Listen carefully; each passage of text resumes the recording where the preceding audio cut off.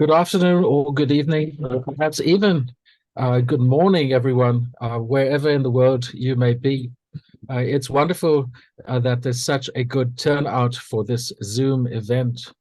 My name is Grant Parker, and I'm the Interim Faculty Director of Stanford Global Studies. On behalf of Stanford Global Studies, which represents 14 area studies units on campus, I welcome you to this global dialogue. Like the other conveners of this event, I'm joining you from Stanford University campus in Santa Clara County in California, which sits on the unceded land of the Muwekma Ohlone people. Now is the time to acknowledge the importance of the land to the Ohlone people since time immemorial. If today's topic is about the visibility of certain histories, it is sobering to keep in mind what histories are less visible or not at all visible.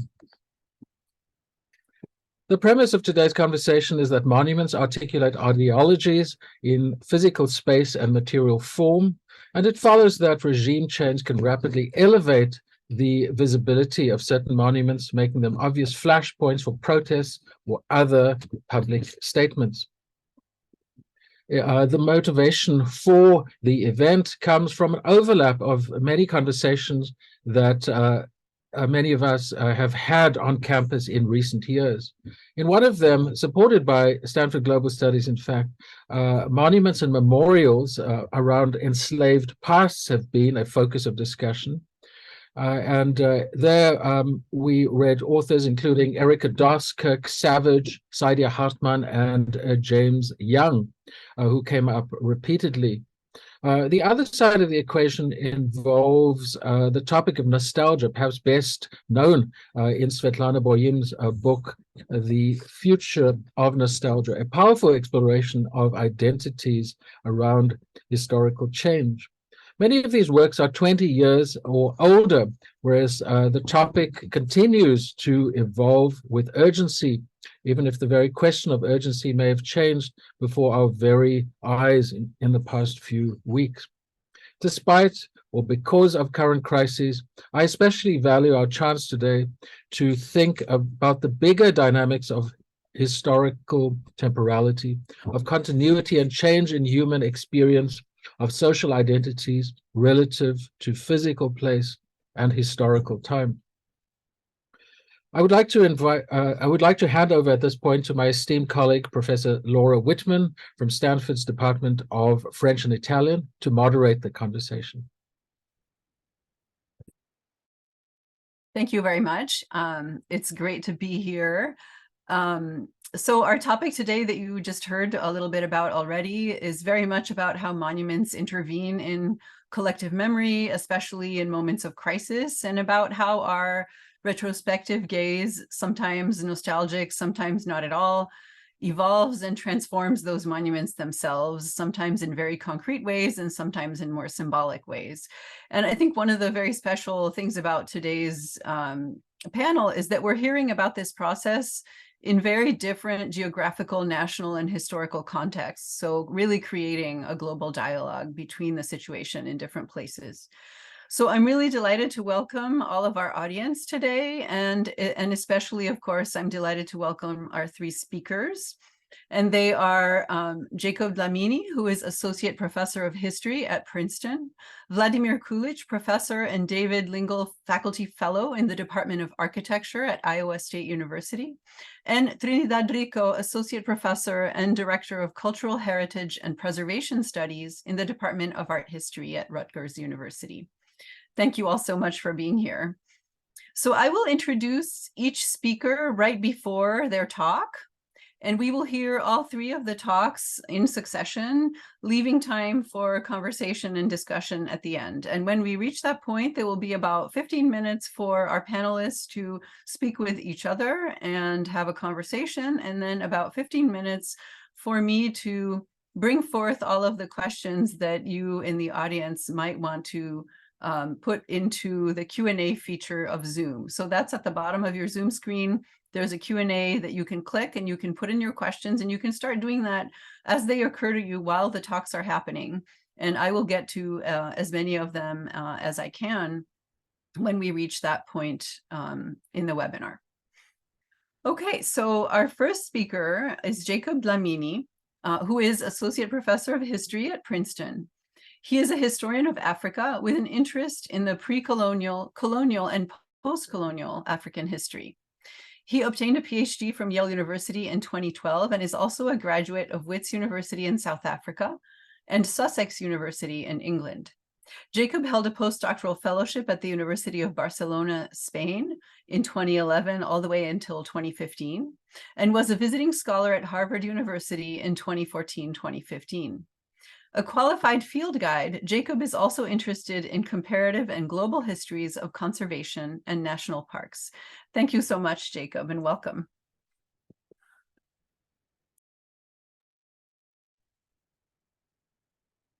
Yeah. Thank you, Dr. Whitman, and thank you, Dr. Parker, for the introduction, but also for putting this together. When I received the invitation to participate in this discussion, I thought it might actually help me to share the work that I've been, plugging away at for the past 4 years, and so that's what I'm going to talk to you about. And as you'll see from the brief remarks I'm going to make, the talk is focused more on monumentality and less on nostalgia. But I want to claim that the two actually come together in the story that I'm trying to tell, very badly at present. But I'm plugging away anyway. And if you don't mind sharing my slides. Oh, thank you so much. Thanks, Krista. Yeah, so I am working on a fairly monumental ancient, site in Southern Africa that dates back to 1,000 years, and it's monumental in that archaeologists have converged on the consensus that it is the first sighting, physical, but also symbolic sighting of social complexity in Southern Africa. It's the first place where we see an elite that sets itself up, but also apart from the rest, of the population, and it does this in part by claiming symbolic authority over rainmaking, over trade, but also over what it means, to belong to this polity. And in trying to make sense of this, I am working with a concept that I borrow from the archaeologist Jeff Bailey, and that is the notion of a palimpsest of meaning. And what Bailey has in mind with this notion of a palimpsest of meaning is this idea that some objects, some places in history, have what we might call a sedimentation of meaning that each actor or a group of actors puts into this place. And I'm attracted to this idea of a palimpsest of meaning because I think it actually does a good job of helping us deal with complex monuments, deal with complex pasts in ways that are not beholden to notions of purity, notions of innocence, but also more importantly in ways that do not end up lapsing into these romantic ideas that there is out there somewhere a pure past, that there is out there somewhere a point of origin untainted by everything else that comes after it. And why am I drawn to this notion of a palimpsest of meaning? I'm drawn to it because, if you don't mind moving to the next slide, Christine, thank you. So at the heart of my story is this man here, Aubrey Levine, who between 1969 and 1974 was head of military psychiatry in the South African Defense Force. A fascinating but also notorious figure, in lots of ways. If you don't mind going to the next slide, Kristen, thank you. He's so notorious that he's made it into a few novels. He's made into a number of documentaries, but he's also been in movies made about this particular period in South African history. And the next slide, please. Thank you. And his claim to infamy, or the source of his notoriety, is that starting in the 1960s, 1968 to be exact, Aubrey Levine, made claims that he could, and I'm using his terminology, so please take this once it comes. He made claims that he could cure homosexuality. And he offered, by way of proof, therapy sessions among white conscripts in the military. And he also claimed, that drug abuse was rampant among white youth, and that if this wasn't handled, that there might actually be no white youth to defend the apartheid project. So he was not an important man, but he was significant for a particular period of South African history. And I think this is important, for me to point out. And where the story of Aubrey Levine and the story of Mapungubwe come together, is that so this therapy section, for example, so this picture is taken sometime in 1972. A lot of his therapy sessions would take place in the bush, in a remote military camp that the South African Defence Force had established on the border of South Africa and what was then South Africa, Botswana, and what was then Rhodesia. The next slide, please, Kristen.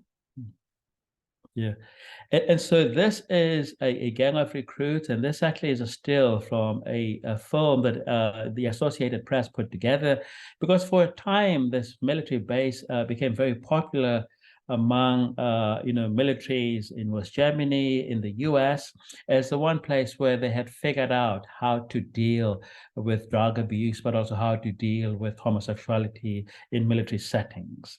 So this is from 72, from the AP. The next slide, please. And where this place is, if you look at the slide on the right, you will notice that where, so in fact, I have Mapungubwe, in red. And of course, if you go north about 200 kilometers, and more, you hit Great Zimbabwe. So Mapungubwe becomes a precursor to Great Zimbabwe across, what's now the boundary between South Africa and Zimbabwe. And on the left, again, still from the Associated Press, is what the camp looked like in practice. Next slide, please. Yeah, and of course, Mapungubwe is itself very interesting because, as I said in my opening remarks, it's dated to the year 1000, AD, and it's a civilization that subsists, from around 1000 AD to sometime around 1300. It doesn't last long, but in its short time, it establishes all kinds of interesting connections, along the Swahili coast. So if you go up the east coast of Africa, so, from what's Mozambique into Tanzania and all the way up, and from there across the Indian Ocean into, into Oman, into China and India, right? So it's this fascinating place. Next slide, please. Yeah, that has been the source of some remarkable finds. So here are some gold ornaments that were found, from this place. Now to bring it back to my big project. So what I'm trying to do here is to get at this monument, because Mapungubwe has become a huge source of pride for certain African nationalists in South Africa, because it's prime evidence for the existence of civilization before European civilization in Africa, right?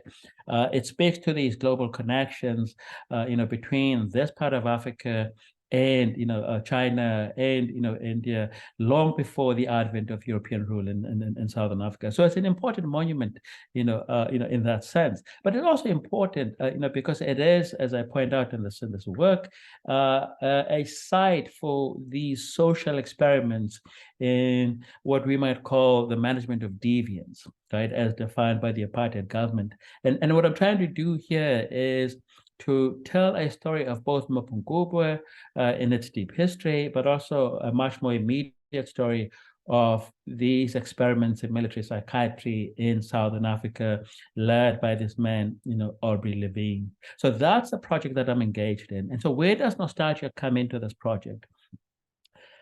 The victims of Levine's experiments and therapies were all young white men, as far as we know. but there are also young white men who had gone into the apartheid military, so who had, responded to their conscription by joining up. And many of them joined up because they actually believed in the apartheid project. They saw going into the military as a rite of passage, and they get into the military and they get subjected to these abuses led by Aubrey Levine and his colleagues. And now fast forward to the end of apartheid, Aubrey Levine flees to Canada, where he is still. A lot of these men, now in the 60s and the 70s, and are grappling with this past, torn between remembering this past with fondness on the one hand, but also remembering the abuse, on the other, and struggling, through all of that to, formulate a demand for some sort of justice, to formulate a call that will force Aubrey Levine and the apartheid military to account for what they did to young white men. And so that's where the nostalgia comes in. But these men have been the most reluctant witnesses because for them to speak publicly, would be to speak about abuse, sexual in many instances, would be to speak about physical abuse, but also would be to speak about the depravities that they themselves were subjected to, even though they have signed up for this project whose ultimate aim was the defense of white power and white privilege in South Africa. And so that's what I thought I would offer, in this discussion today.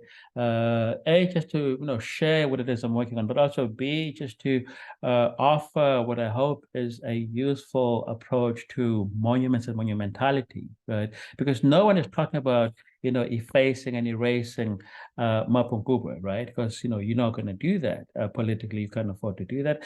Kristen, the next slide, please, and this will be my last slide. Right.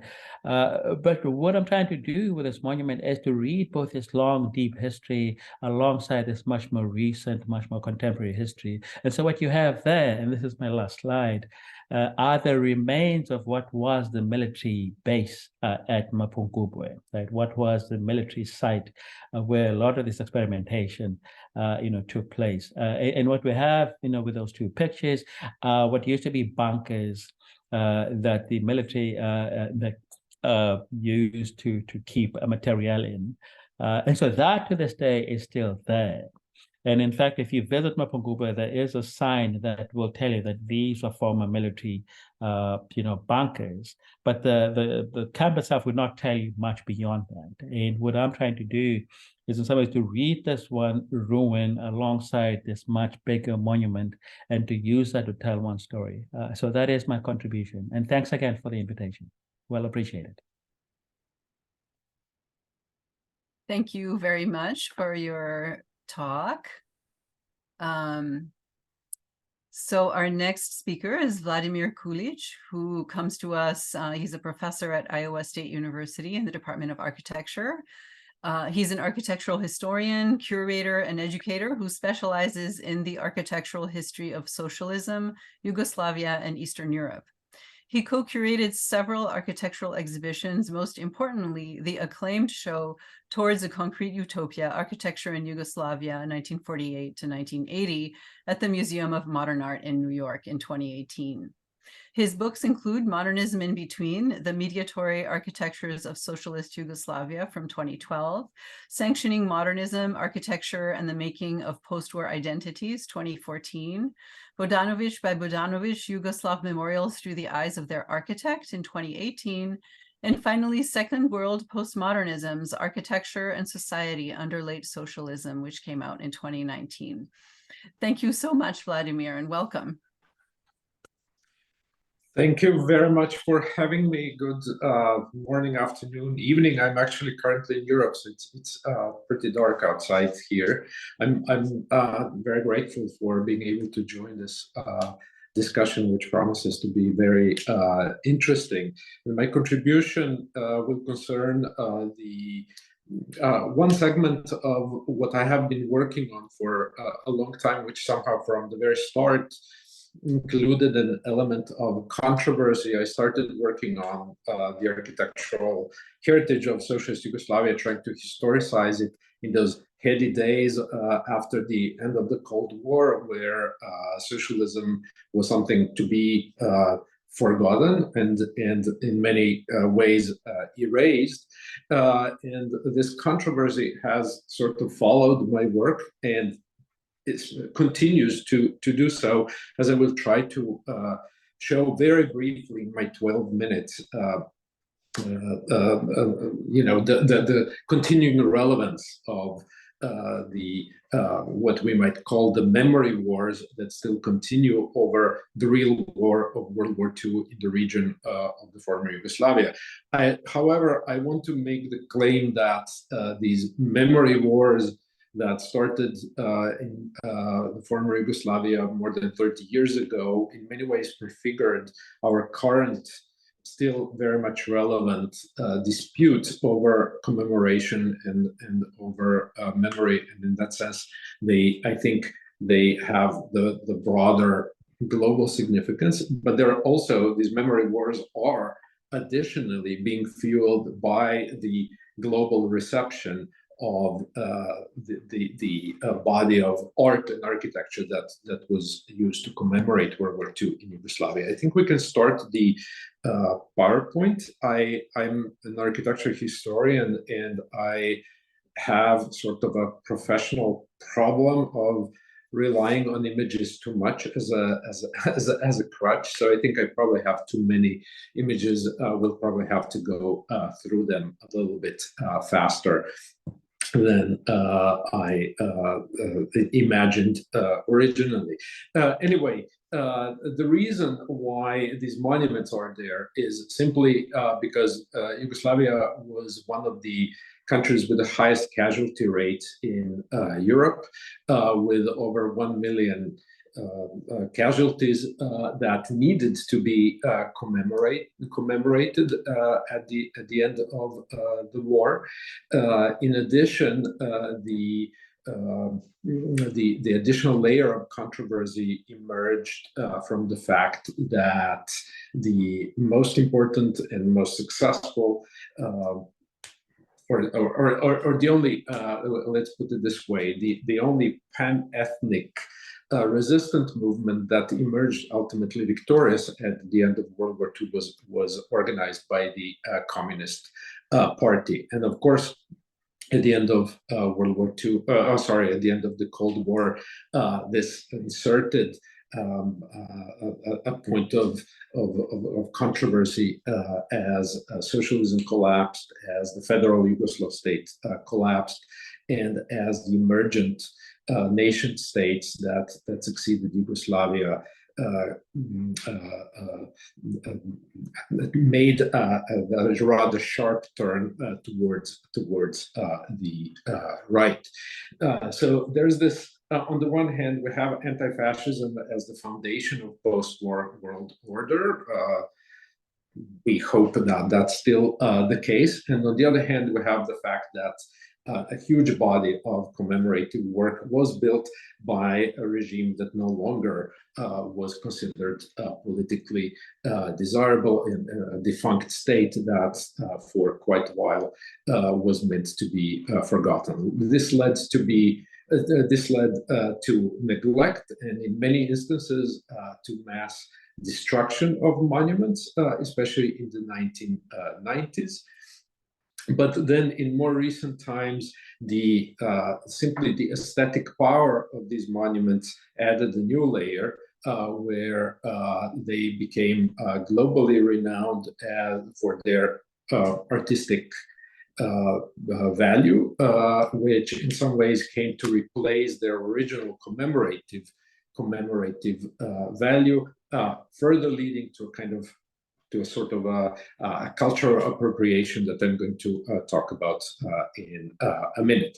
This is just a selection of some of the most famous monuments that illustrate the many aesthetic directions, as well as the genres of commemoration. We can go to the next slide. This entire body of work combined the celebration of the war struggles themselves, kind of following the more typical conventions of commemoration of battle soldiers, etc., starting with socialist realism early in the post-war period. Next slide, to some iconic semi-abstract sculptures like the one that you see on the screen, that have been, the images of which have been circulated widely in the social media and on the internet in the past decade or a bit longer. However, conflated with this commemoration of struggle, of military victories and soldiers, was the commemoration of a huge number of civilians. We can go to the next slide. Sorry, we can continue one more. I don't have the time to actually talk about this, which also emerged early in the post-war period, leading to a more, we could say, contemplative form of commemoration and producing a great aesthetic diversity for the monuments. Here we see Bogdanovich's monument to the Jewish victims of fascism, one of the first memorials that broke away from the figural representation. We can go to the next slide. Roughly contemporary monument to the concentration camp at the island of Rab by Slovenian architect Edvard Ravnikar. We can go to the next slide. And then following the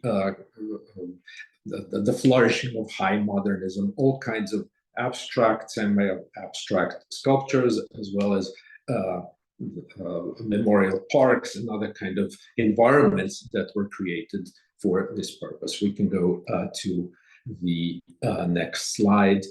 This is again Bogdanovich, and the next one, his largest, perhaps most important commemorative work, at least in terms of the number of casualties at the Jasenovac concentration camp in Croatia, where some 100,000 civilians were murdered for their ethnic backgrounds, Jews, Serbs, Roma, and dissenting anti-fascist Croats. Now we can go to the next slide. Here's another one. I have to run through this, so I don't have really the time to interpret this so closely, but in order to tell the biggest story, I want you to think about simply the great deal of aesthetic diversity, as well as innovation on the international level that was put into these monuments. Once Yugoslavia collapsed, this became, in many instances, the unwanted heritage. In some successor states, like Croatia, the destruction of the monuments was especially widespread. There are estimates that some 3,000 memorials were destroyed there simply because they were associated with the socialist regime, with the federal state that was seen as the oppressor. And of course, that also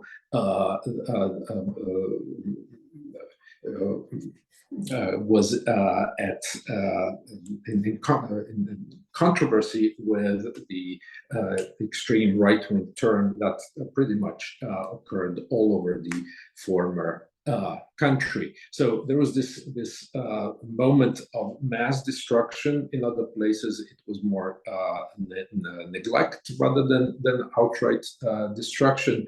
And somehow all of this phenomenon of the erasure of the memory of anti-fascism and the victims of fascism somehow went unnoticed on a more on the broader international level, simply because it was covered up first by the actual war that was going on in Yugoslavia, but also the triumphalism at the end of Cold War that tried to suppress and forget the cultural heritage of socialism. The situation, however, had a rather surprising turn in the 2000s, especially the late 2000s. We can go to the next slide. When first the artists, then photographers started discovering these monuments, especially the photographers coming from the West, who highlighted their aesthetic dimension in claiming that these spaces, these monuments, these objects somehow became voided of their original meaning, forgetting what the meaning actually was, and that meaning is still relevant to us today, and highlighting simply their formal and aesthetic inventiveness. This sort of erasure sort of created an alibi for further appropriation of these monuments by the mass media. And here's just a selection of the ways in which certain monuments were appropriated for films of all kinds of genres, from low-budget sci-fi movies to high-end Hollywood productions like Hunger Games. There's a Netflix show, Tribes of Europa, that takes place largely in in the vicinity of one of these monuments, and so on. This ultimately led to really deeply, even more problematic situations. If we can we go to the next slide, please, where the monuments became drawn into outright and completely insensitive commercialization. 5 years ago, in 2018, just around the time when the MoMA show was opened in New York, an Australian fashion company that produces sunglasses used these monuments, including the monument to the Jasenovac concentration camp, as the backdrop for their ads for the new line of sunglasses. Ultimately, this led to a rather vocal protest that ultimately shut down the campaign, but not until the global media got involved, until Guardian and Jerusalem Times, etc., reported on it and highlighted the deeply problematic nature of such appropriation. These wars continue to this day, and I think I'm kind of getting very close to the end of my time. Let's go to the next slide.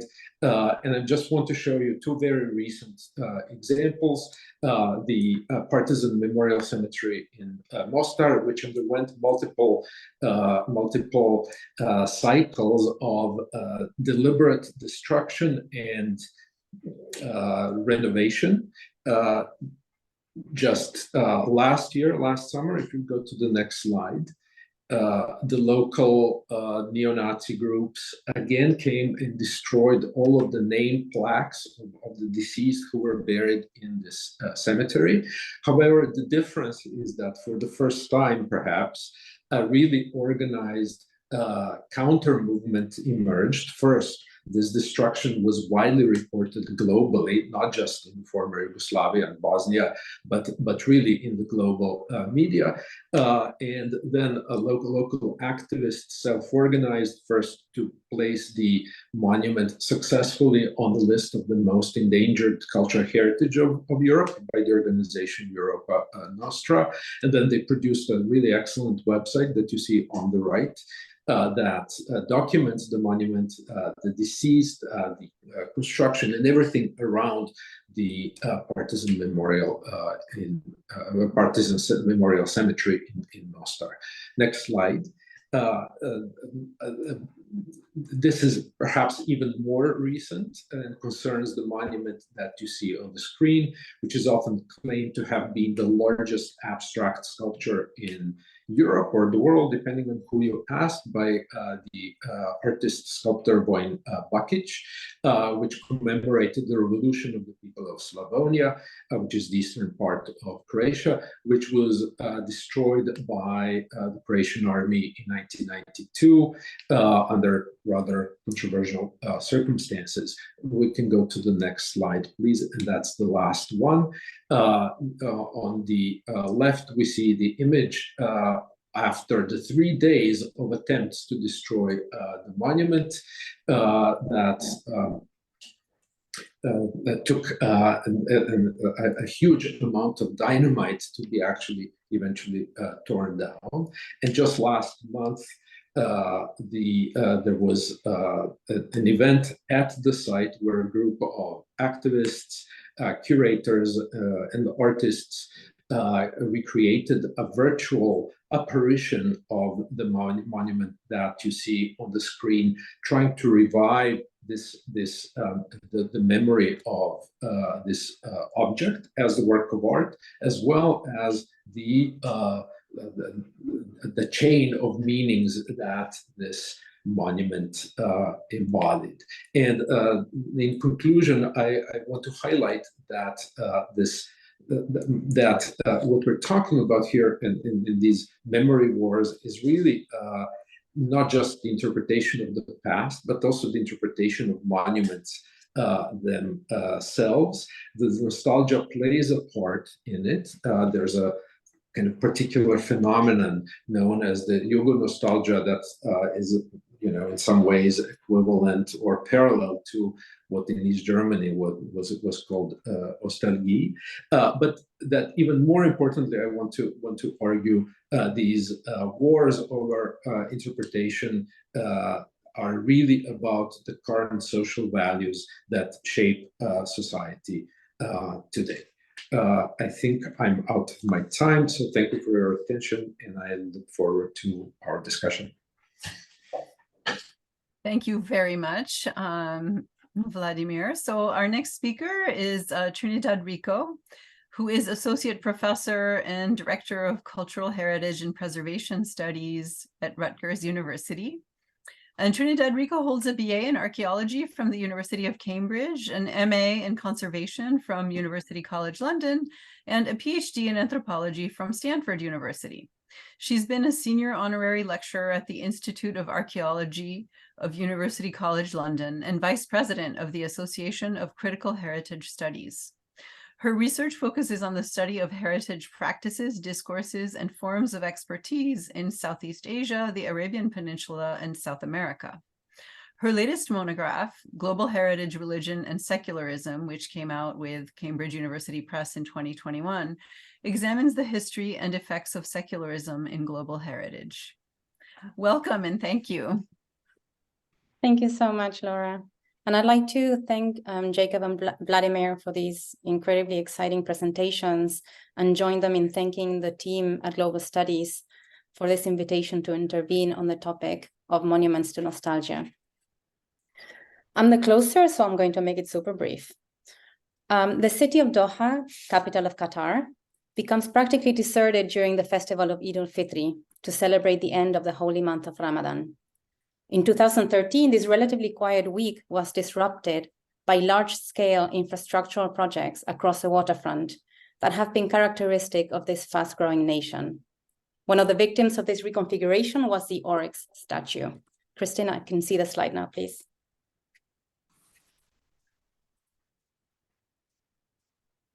Thank you. And this is the only image that I will show you. And maybe later we can discuss why, but in the meantime, you can delight yourselves with a typical Arabian sunset. The statue depicted two oryx, Maha, the national animal of Qatar, on top of a double helix pedestal. It was placed in the middle of a roundabout, aptly called the Oryx Roundabout. Shortly after this image was taken, the oryx and their impressive pedestal disappeared from the urban fabric of Doha as another victim of modern reconfigurations. The oryx were not the only public art/monument to be decommissioned during the transformations of this scenic waterfront. Striking and sometimes puzzling sculptural art that has become iconic across the cities of the Arabian Peninsula had been disappearing in similar ways. However, the widespread circulation of this particular photograph in 2013 suggests that these now defunct monuments brought up conflicting feelings of nostalgia and relief amongst residents. On the one hand, The sudden erasure of the Oryx monument was met with sadness over the loss of another recognizable landmark of the modernist era of Qatar. By the 2000s, the significance of preserving cultural heritage was intensified by the Qatari state discourse, which launched coordinated efforts across several sectors to raise a heritage preservation consciousness for Qataris and other residents. But the modernist era of Qatar that was represented by the Oryx monument was not kind to ideas of tradition.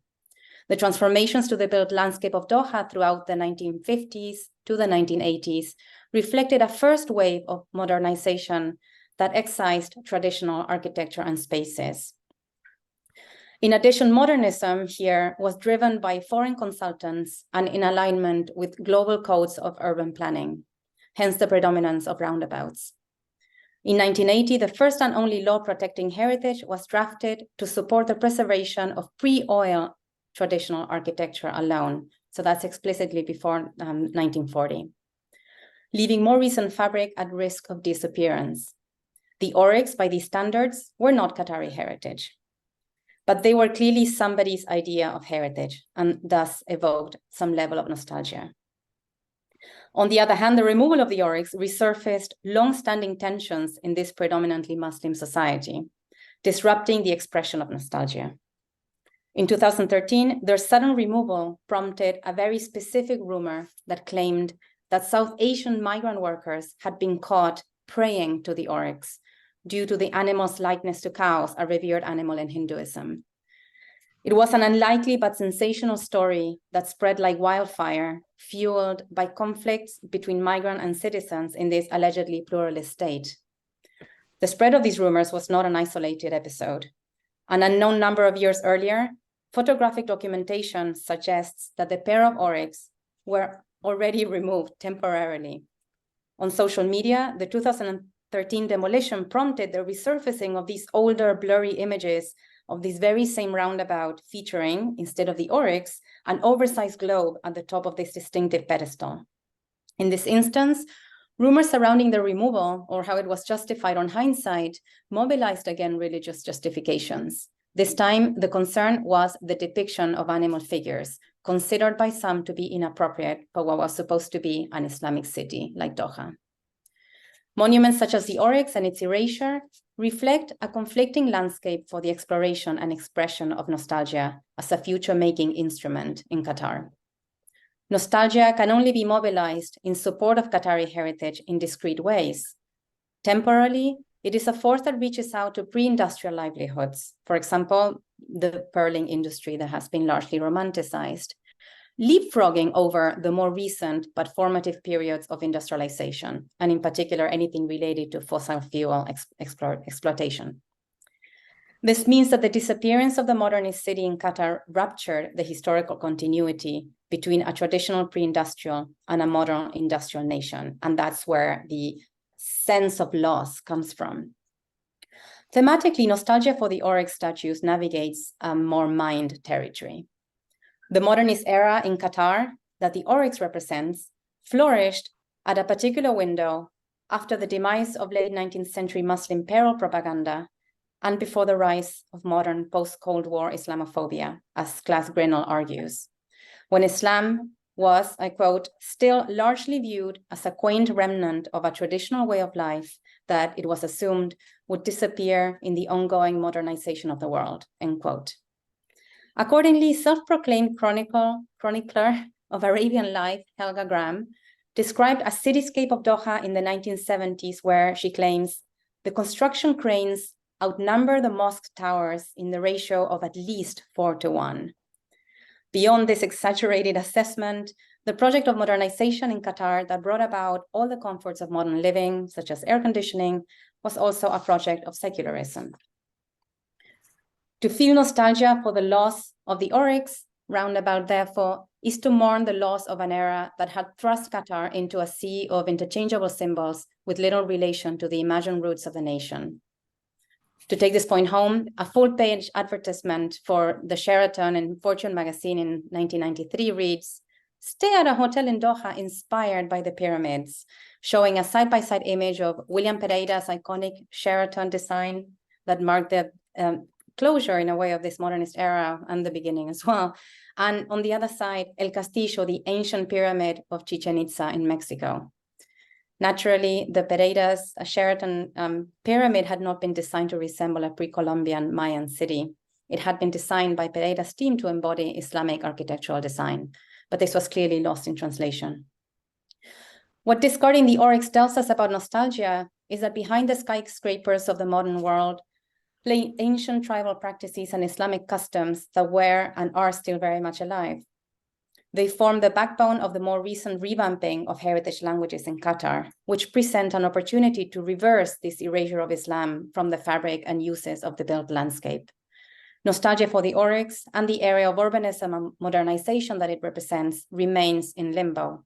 And to close and explain what I mean by this, let me tell you that as I was wrapping up my field work in this project that I've been carrying out for 10 years, I realized that they had not been destroyed in the end.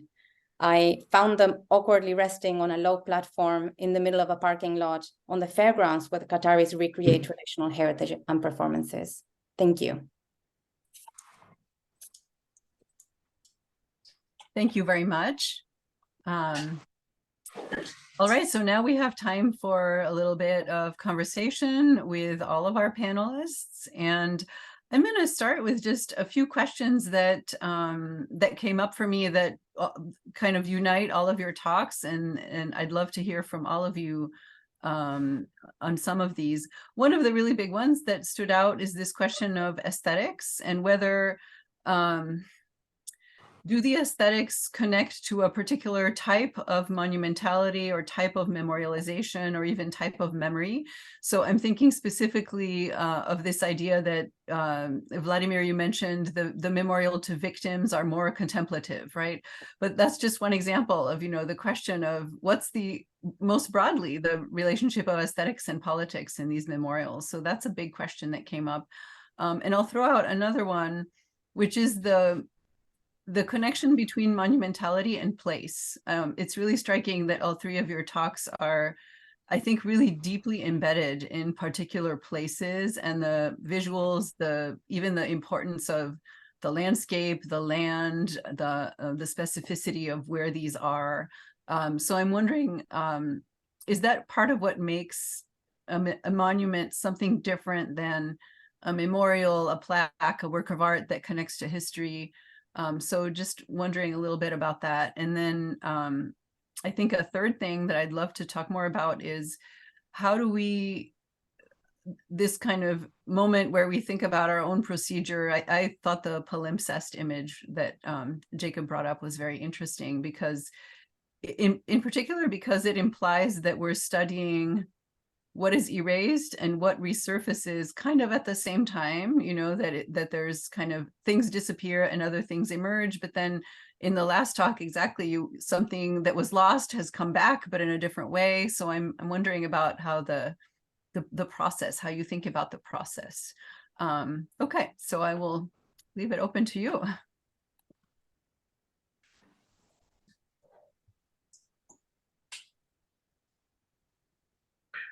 Okay, I feel like I've been singled out with the question of aesthetics, so I'll take the moment to start. I'm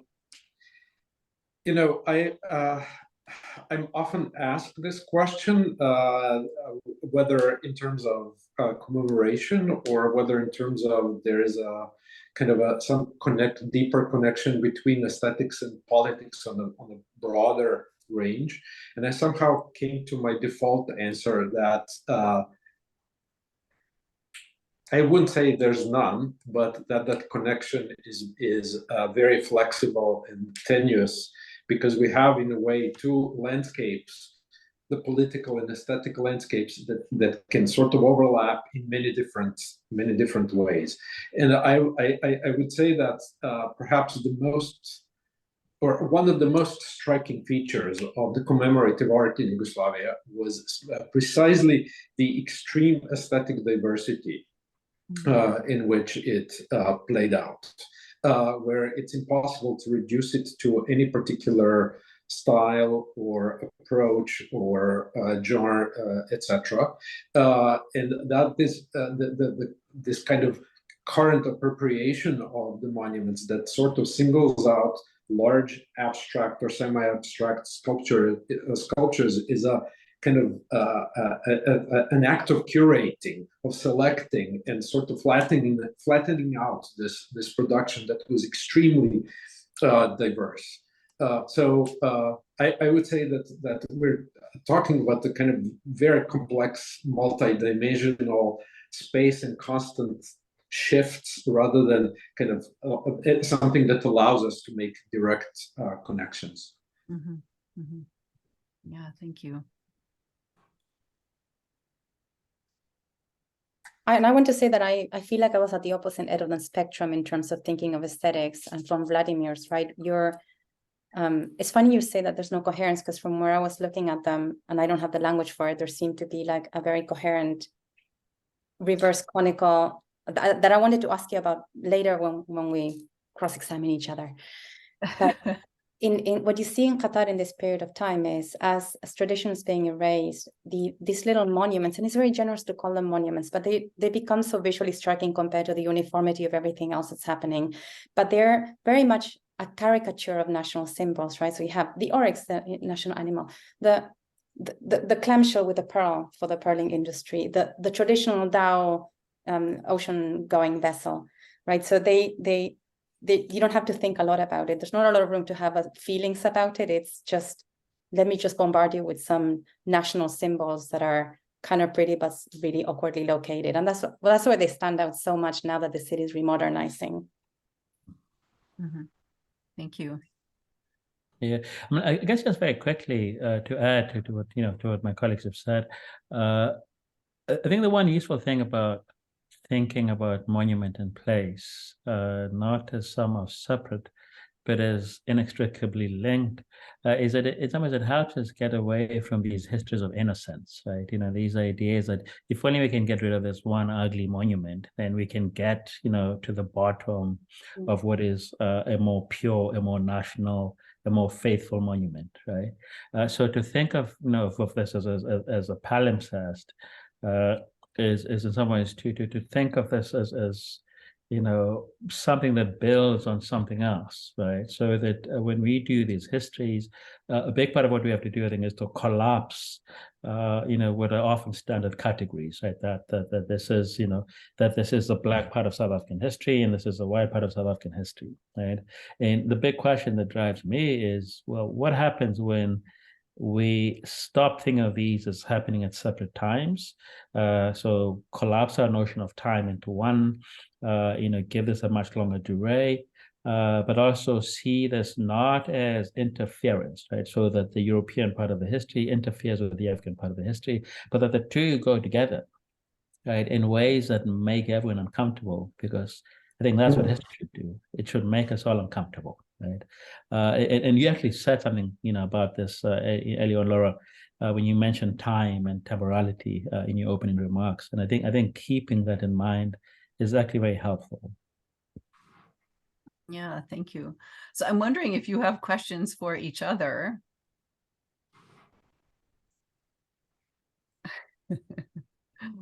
I can pick up on my question to Vladimir if you guys want me to get going. Oh, Vladimir, I loved your images. They're thank you. Yeah, I mean, it's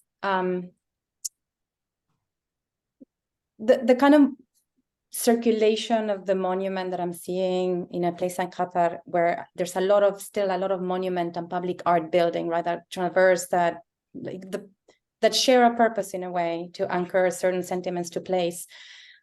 Every time something's being built, there's extreme levels of explanation about why this material, why this angle, why this element, why this attachment, why these colors.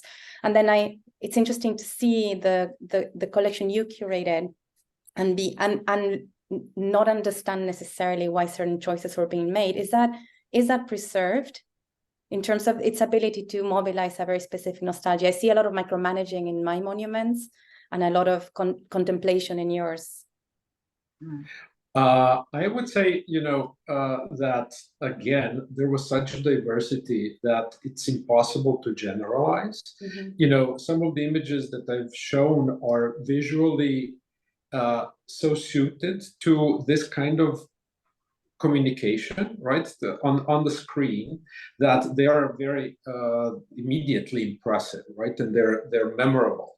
Whereas others are easy to sort of not notice. Simply, those cemeteries, etc., that I showed are less visually striking and less easy to photograph, and they require actual presence and require being in the place, experiencing the place, and they operate on a very different level, operate very, very differently. And I'd say that there was a great deal of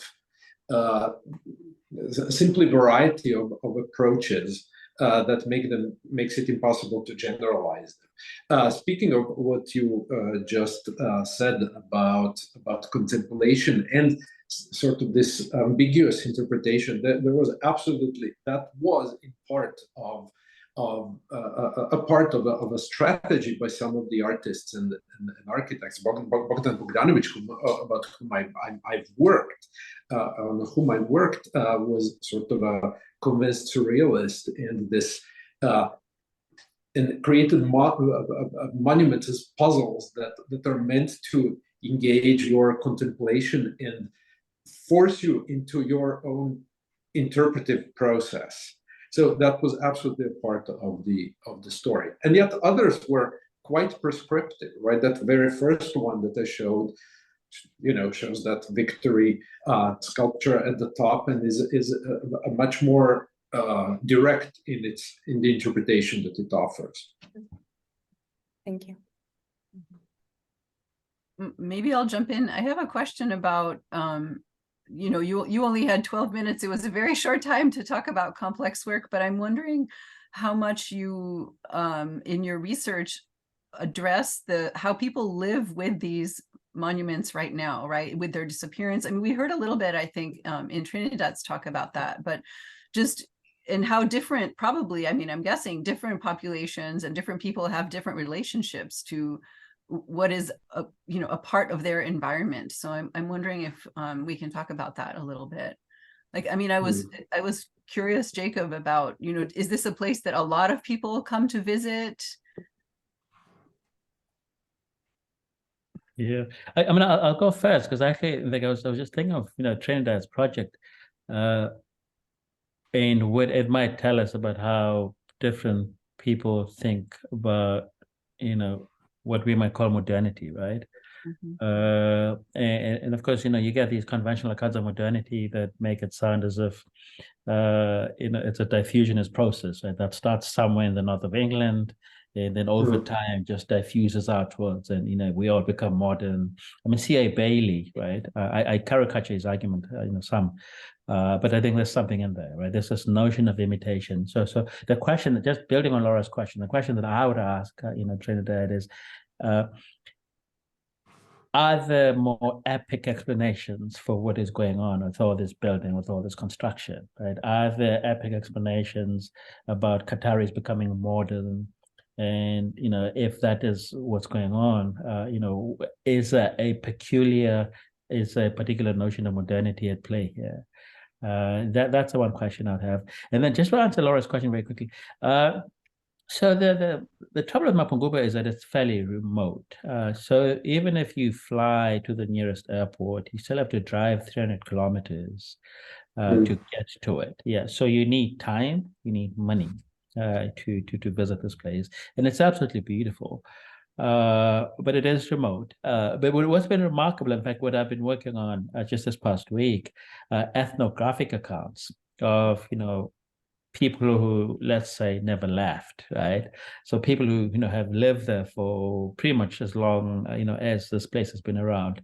I'm not suggesting timelessness here. I'm not suggesting that these are unbroken chains, because one remarkable feature of the ethnographic records is that the place is ethnologically mixed. It's too complicated, right? So you can't say it's a Sotho place or a Pedi place or, a Shona place, because there's just too much going on. And that I find interesting, right? Because it speaks to a history of mixing that in some ways goes against some of these very, prevalent notions of ethnicizing and making innocent what are in fact complex histories. And so that for me is actually quite interesting. Jacob, can I ask you something? Given that Mapungubwe then becomes the center of attention of a particular heritage-making gaze through UNESCO, does that in a way disrupt or enhance these other histories that you were telling us about that are not necessarily monumental? It actually doesn't, but it does. I think it separates. Separates. I mean, I think that for me is actually. I mean, in some of this is actually, if there's a fundamental weakness to South African historiography and South African history, it's precisely this demarcation, right? There's Black history, there's white history. Within white history, there's English-speaking history, there's the Afrikaans-speaking history, and then among the so-called, Africans, different kinds of histories that come together at the moment of industrialization. Right. And what's been interesting about the UNESCO stuff is that, in fact, when I was reading the report, I don't remember seeing any reference whatsoever to the military history, of the site. I don't remember seeing any allusions to, white presence, however tenuous the presence might have been, right? Because the UNESCO bid, I think, was predicated on this glorious reading of African history. Right, that we were great ones too, right? We were, the font of social complexity and civilization, etc., right? And what I'm trying to do with this project is to collapse the two, to read this as actually one complicated, messy history. So instead of seeing this as discrete histories, to see them as actually one messy history with no particular point of origin. And in fact, this is my last point. This actually has been my problem with this project. Where do I start telling the story? Right? How do I introduce the story? Precisely because it's such a messy project. Thank you. Yeah, I think that the concept of palimpsest in that sense is really incredibly useful, and I think that I might steal or cite it from you, because it in some ways what Yugoslavia produced is a similar kind of messiness, except that in South Africa there was a divided society that came together in some ways, right? And we know that's kind of a great simplification. And the story I was trying to tell was the opposite. It was a society that for a while functioned together and then was trying to sort of violently separate itself into parts. But this palimpsestic notion of memory is still very kind of useful in the present. Thank you. So we have a few questions coming in from our audience, and I want to encourage people who are listening to put your questions in the Q&A. So this is the button at the bottom of your Zoom screen where you can type in your questions for our speakers.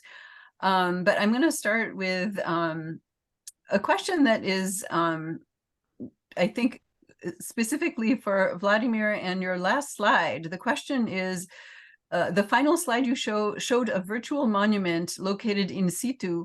And the question is, what is the status of this virtuality in terms of how long does it stay? How long is it visible? When is it visible? And then the second part of the question is, am I right to see an injured abstraction, or in other words, a monument, a display where you see the monument partly broken and partly complete? So those are the two parts of the question. Yes, well, I was in Croatia recently, but not there. I arrived maybe a week too late, so I haven't been at the site at the time, even though I was there as a child. But from what I know from the media coverage and from friends who were there, is that this was a limited time, right? This was sort of an event. to which people came from various places to attend the event and the installation, but it was kind of a projection on the screen. But from what I know, there's also the ambition to create some kind of augmented reality tool and a phone app or something that would allow you to sort of go there and see the monument using your phone on the site, even though it's not really there. From what I also know, there is the recreation was actually, I think, half the size. So the original sculpture was at such dimensions that even this virtual recreation couldn't quite match it. I'm not sure whether this was kind of a statement of being broken, and that's kind of a really interesting interpretation to kind of get into. The screen was in a way broken, like in an L shape. A form so that it in some ways mimics the kind of the two wings, but it would be interesting to explore kind of the deeper meanings of it. Thank you. Here we also have another question still for you, Vladimir, which is a question of, but I think actually it can pertain to all three, and I was getting at something similar. It's about the role of nature and the role of nature in nostalgia in particular.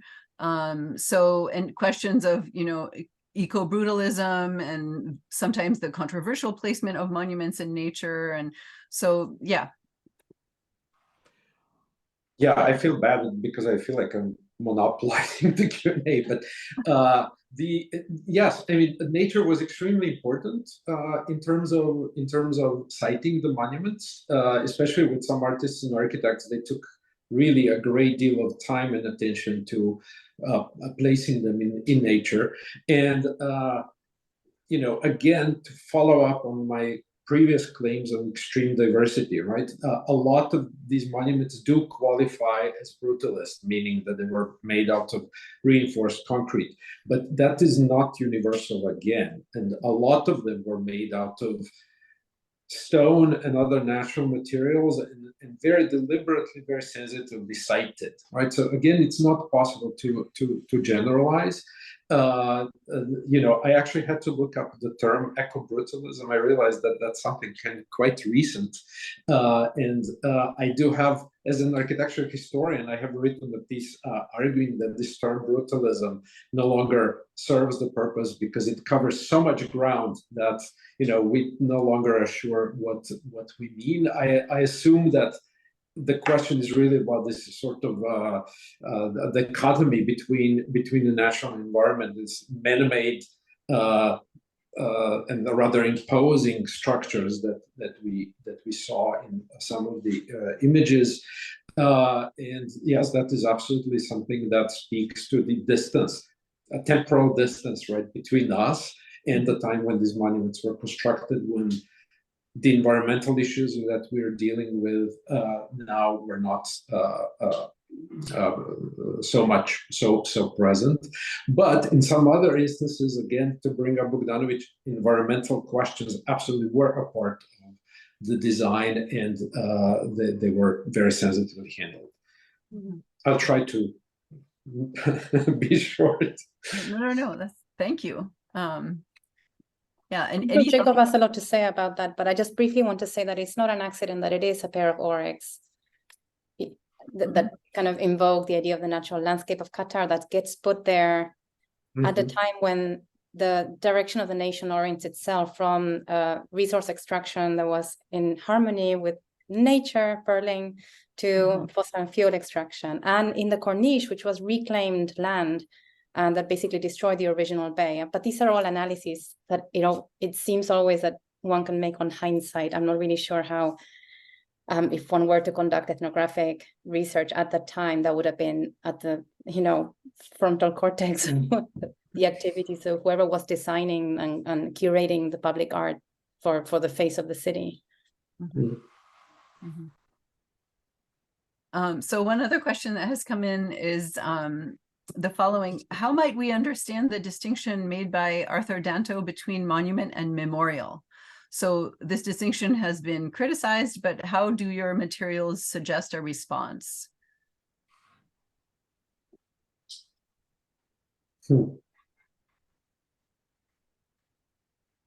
Jacob, I think it's your turn. I was just thinking, so I'm not familiar with Danto's work, so thanks for that reference. I will certainly look it up.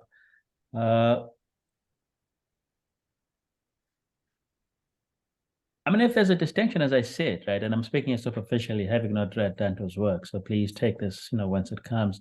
If there's a distinction, it's got to be a slight distinction, right? Because you can have monuments that memorialize, right? But you can also have memorials that do not monumentalize, to offer what is what sounds like a cliched response. And I'm thinking here of Mapungubwe, right? That Mapungubwe, this actually might be very helpful, come to think of it, that for the white conscripts for whom this is a place of pain, right? What remains of Mapungubwe might actually be a memorial to a particular, past. But for those who are much more interested in this much more complicated, much longer history of what we might call, for the sake of argument, African success, right? Then Mapungubwe served as a monument precisely to this. So I do think it's possible to think of it as both a monument and a memorial, but I need to do some more thinking. And I also need to read Danto's work. So thanks for the introduction and the reference. Any thoughts from our other panelists? I feel the particular object of discussion that I picked doesn't fall into any of these categories, and I end up using the slashy construct of like it's public art / monument / I think that's on the street / that it looks like infrastructure, but nobody paid attention to it until it was being torn down. So I've in heritage studies, I've collected everything under kind of an object of heritage value that can be activated or deactivated in order to not have to be put in the trap of whether it's one thing or the other. In particular, because I try to see these objects through the lens of public discourse or state discourse, or how people relate to it. Well, it was striking to me that in your case, I feel like the most memorial qualities seemed activated when the object disappeared. That's a classic heritage trope. They're about it when it's about to disappear. Yeah. It's interesting. So, I mean, it just, that extreme shows you how whether it's memorial or monument is not a stable thing necessarily. It's not this object is a memorial or this object is a monument, but it's right. And maybe the distinction between those two terms has to do with the performance around it. And this is also why I don't have many images of it. I didn't pay much attention to it. I didn't document it in the years I was doing ethnographic work. It was just there like a street light, awkward, quirky. One could fetishize it, but it was just a thing. And also there wasn't a public scene around it.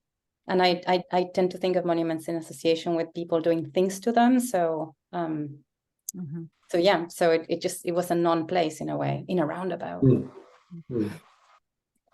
So we have just a couple of minutes left, and I'm wondering whether any of you have a last question or just a reflection on how hearing the other talks has, made you think about your own projects. I know it's a very fast turnaround to think about those things, but any thoughts about that before we go? So this actually has been very helpful. I've always, I've always had a deep fascination with the former Eastern Bloc, broadly defined, largely because, apartheid South Africa always set itself apart from, always cast itself as, oh, we are not like those very people, except for when it came to, bolstering the numbers of white South Africans. Where did they go to recruit whites? So they went to, and they went to Poland, they went to, the former Yugoslavia, and places like that. So I've always had that fascination, but I think this is actually been a helpful discussion for me because in some ways it's forcing me to go back to my own work on nostalgia but also to think about, what it is that needs to be said, because, nostalgia won't go away, right? I mean, this is, I think, if there's anything to take away from this discussion, it's precisely that nostalgia is not going away, and it's not going away anytime soon. But the challenge for us is, what new things can you say about it, right? Boehm, I think, made a very telling and a very powerful intervention in nostalgia studies, but I don't know if, and of course, I should speak for myself, though. I don't know if I've taken this discussion, further. And this, coming out of this discussion, is for me the challenge to think about nostalgia in new ways. And I appreciate the opportunity to think with you for this. Mm-hmm. Thank you, Jigar. I think you've said it all. This inspires more work. Thank you too. And I just want to say that I saw so many parallels in terms of kind of the stories of rupture and re-emergence of memory that kind of, there's something optimistic about the universality of that. Thank you. That, I think, is a wonderful thing to close in with. And thank you very much. Thank you very much to our speakers for your interventions. Thank you for the audience questions. And thank you to Grant Parker and Global Studies for organizing. So thank you, everyone, for this great conversation today.